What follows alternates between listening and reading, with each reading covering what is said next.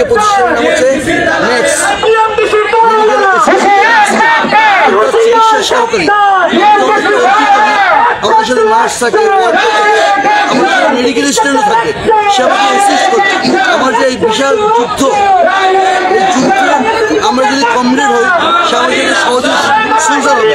আপনারা জানেন যে সেনাবাহিনীতে একজন সোলজার সে অনেক সময় ইন্টারমিডিয়েট পাস, বিএ পাস করে ঢোকে, কিন্তু সে কখনো মেজর হতে চায় না, ক্যাপ্টেন হতে চায় না, ওই স্বপ্নই তার নাই।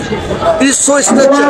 সেখানেও যে চিকিৎসক, সে চিকিৎসক আপনি আসেন, ইন্টারমিডিয়েট পাস করে পরীক্ষা দেন, ইন্টার্নশিপ করেন, কোনো আপত্তি নেই আমাদের।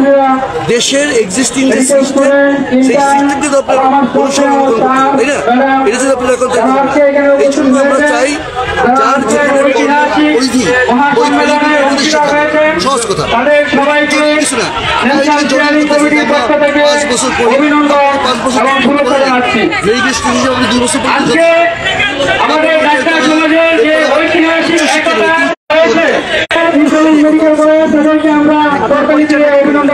প্রফেসর ডাক্তার আব্দুল হক মিনার। আমি কোনোদিন